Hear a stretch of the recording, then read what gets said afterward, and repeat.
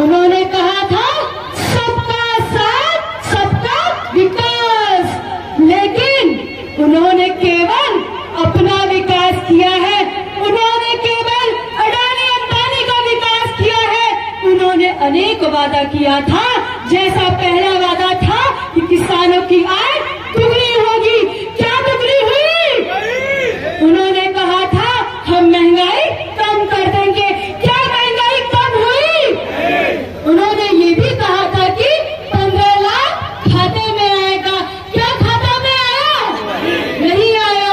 और जब प्रदेश लाइन में लगे नोटबंदी में उन्होंने क्या कहा था? उन्होंने कहा था काला धन आएगा, क्या काला धन आया? नहीं आया।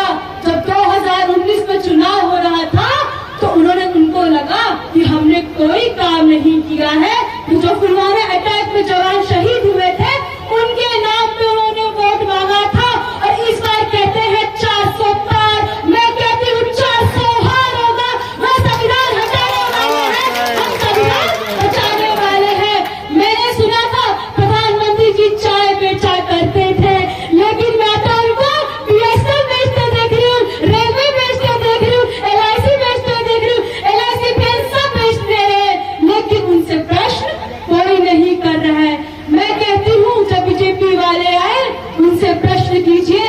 जब एक MP 5 साल के लिए हो सकता है, एक सिपाही 4 साल के लिए क्यों? एक MP को पेंशन मिल सकती है, एक अग्निवीर को पेंशन क्यों नहीं मिल सकती है? आप उनसे सवाल कीजिए, आपका संवैधानिक अधिकार है। ये कहते थे कि हम महिलाओं के हित की बात करते हैं, लेकिन जब मणिपुर में महिला चल रही थी इन्होंने कुछ नहीं बोला। जब हमारी रेस्टलेस प्रोटेस्ट कर रही थी तब भी इन्होंने कुछ नहीं बोला।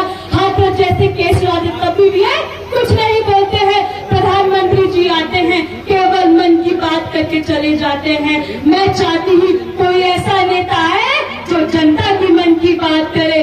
आप लोगों ने सुना होगा इलेक्ट्रो बॉन्ड के बारे में, इनका एक ही स्लोगन है, चंदा दो धन डालो, नहीं तो ED CBI का फंड डालो। जब ये नारा लगाते हैं 400 पार का, तो क्यों नफरत के नाम पे वोट मांगते हैं? इनसे प्रश्न करिए, ये डरते हैं। मैं कहती हूँ 14 में आए हैं, 24 में चले जाएंगे।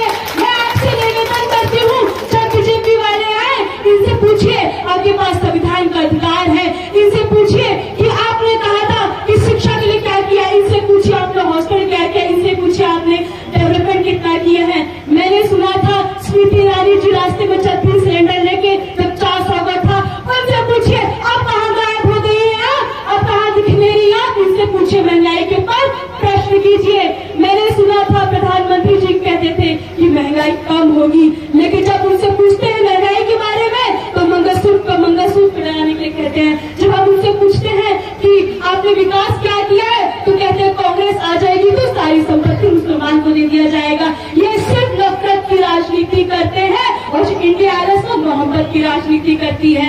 मैं आपसे निवेदन करती हूँ आप प्रश्न कीजिए बीजेपी वालों से, संविधान नहीं रहेगा तो हम नहीं है, संविधान है तो हम है, संविधान है तो हमारा कल है।